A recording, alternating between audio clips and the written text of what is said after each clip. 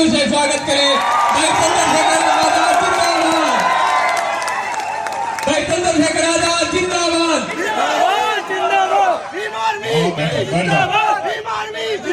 मुझे आपसे बहुत सारी बातें करनी, बैठ जाऊं। सबसे पहले तो मैं संचालक महोदय का धन्यवाद दूंगा कि उन्होंने मुझे यहाँ इस मंच पर बुलाया, और फिर मैं धन्यवाद दूंगा यहाँ के हमारे लोकप्रिय प्रत्याशी भाई राजेश कुमार भायड़ा जी का इस मंच पर उपस्थित भीम आर्मी, आजाद समाज पार्टी, राष्ट्रीय लोकतांत्रिक पार्टी के सभी सम्मानित नेतागण, मेरे साथ चल के आए भाई राज नेहरा जी, किसानों के बड़े नेता भाई पुष्पेंद्र चौधरी जी, हमारे प्रदेश के प्रभारी भाई सतपाल चौधरी जी, और राजस्थान के भावी मुख्यमंत्री भाई हनुमान जी मैं बहुत धन्यवाद करता हूँ। ये नीमकाना की धरती पर उपस्थित विशाल जन समूह, हमारी माताएं बहनों, नौजवान साथियों, बुजुर्गों, थारो, मैं अभी सब बता दूंगा क्या नारे लगाने। तो लोकतंत्र का पर्व चल रहा है, इसके लिए 5 साल इंतजार करना पड़ता है। मैं अपनी बात को शुरू करने से पहले समय समय पे भारत की धरती पे जन्मे सभी संतों, गुरुओं, महापुरुषों को नमन करता हूं। उन सभी महापुरुषों को जिनकी वजह से आज ये मंच सजा, किसान, कमजोर, उपेक्षित वर्ग, हक वंचित समाज के नेता मंचों पर बैठे हैं। मुझे इस मंच पर बोलने का मौका मिला है, और आपके बीच का हमारा छोटा भाई राजेश यहां से उम्मीदवार। मेरे प्रिय साथियों,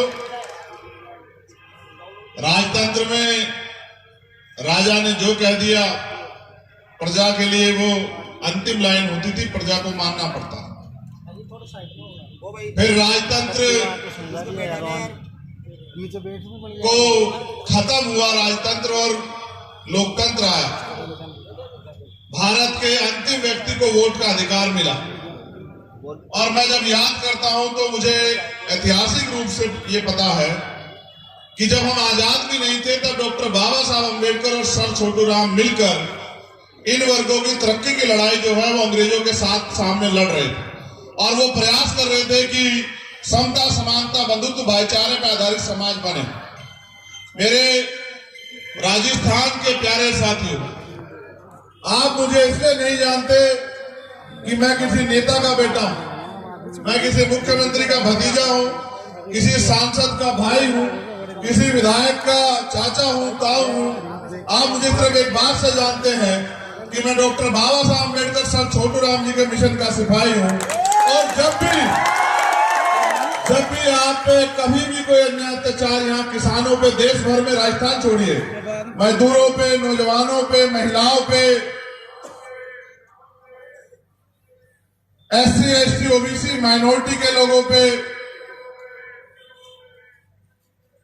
चाहे वो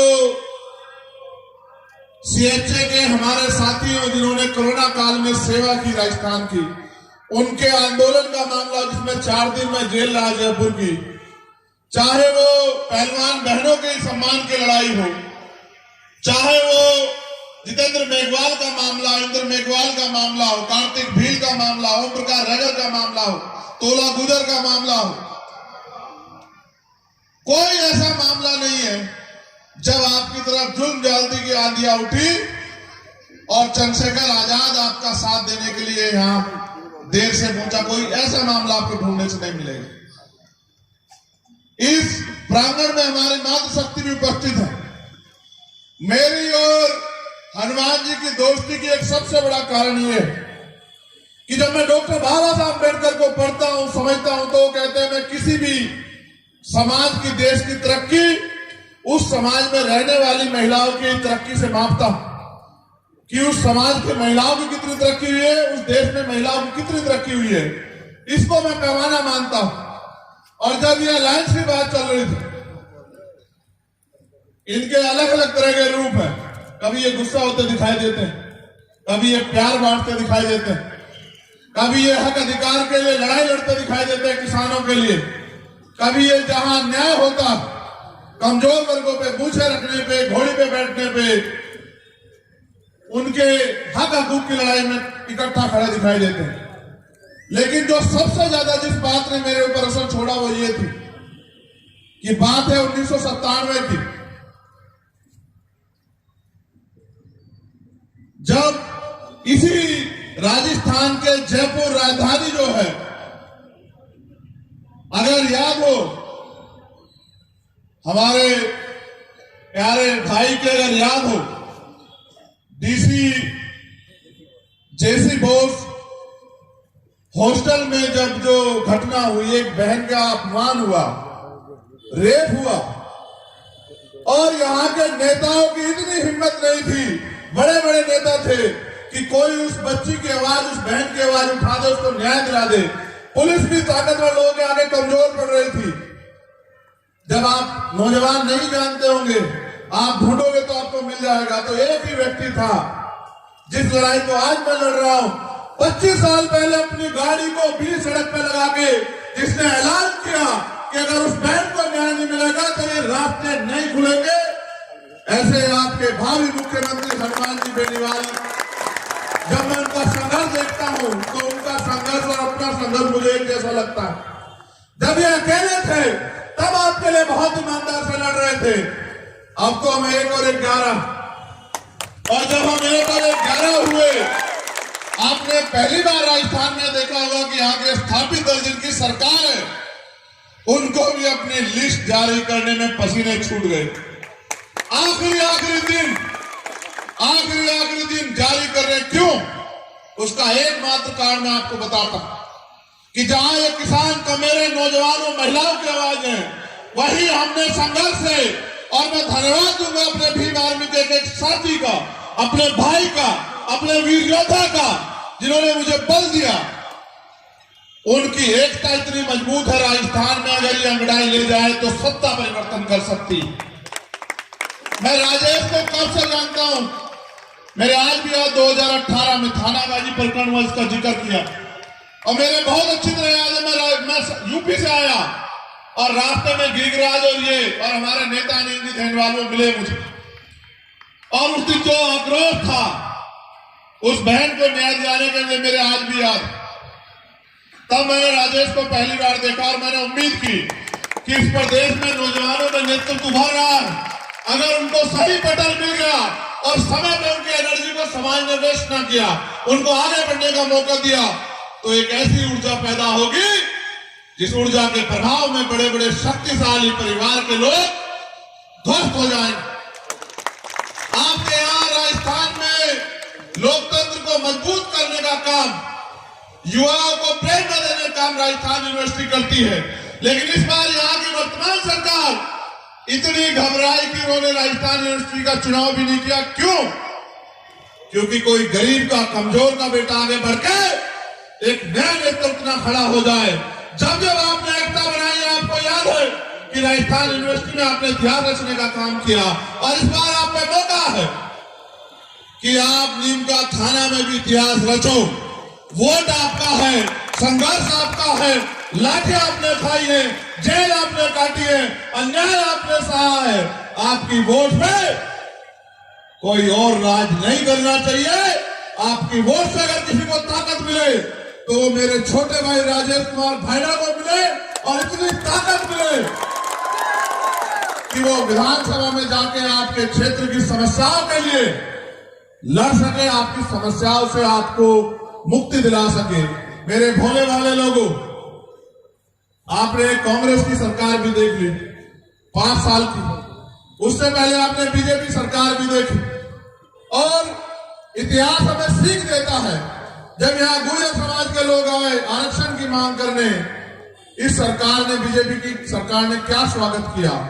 जब हरियाणा में आए क्या स्वागत किया, और 2 अप्रैल 2018 को जब आप अपने हक हकूक की लड़ाई लड़ने के लिए शेड्यूल ट्राइब के लोग सड़कों पे आए, तो मध्य प्रदेश में भाजपा की सरकार ने आपका क्या हाल किया। जब मैं आपकी लड़ाई लड़ने के लिए आया तो कांग्रेस के लोगों ने मुझे मेरे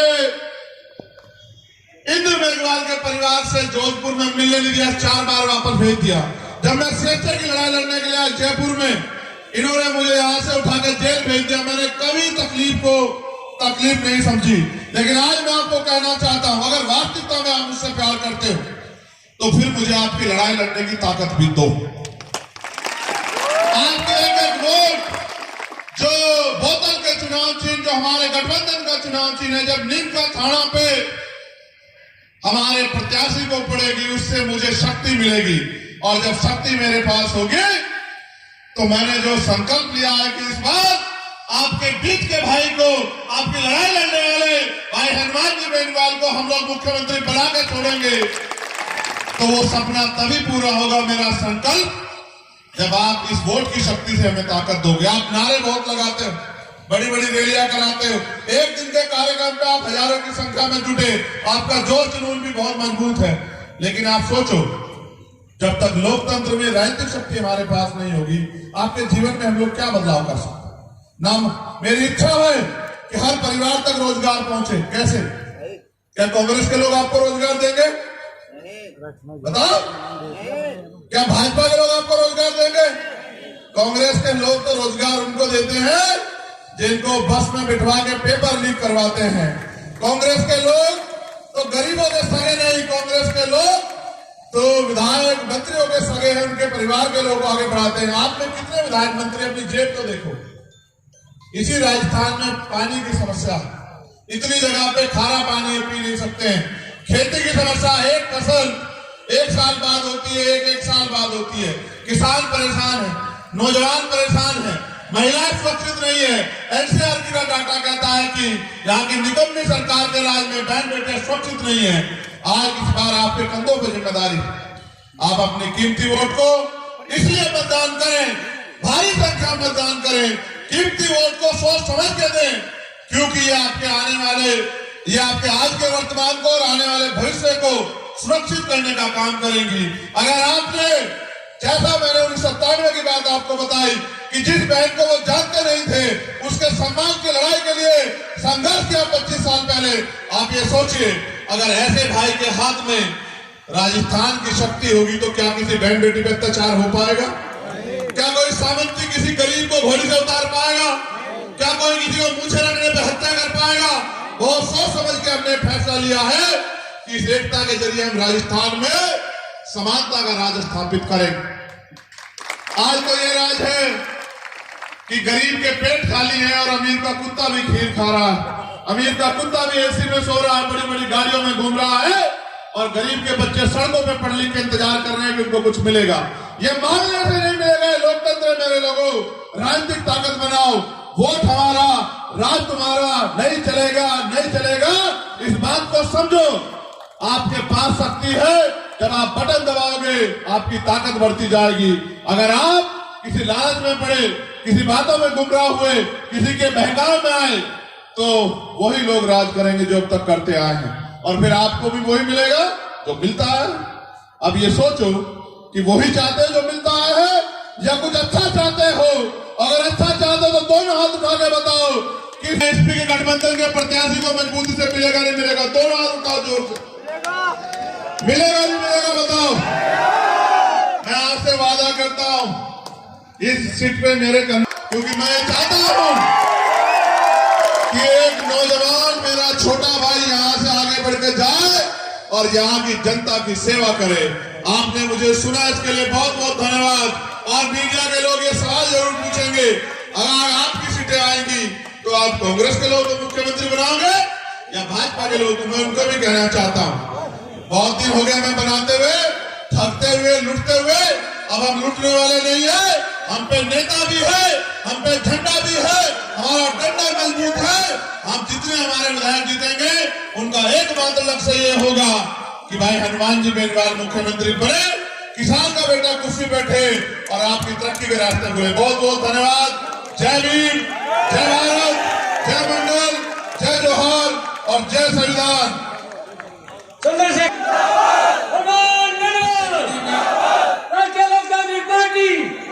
सत्यवादी वीर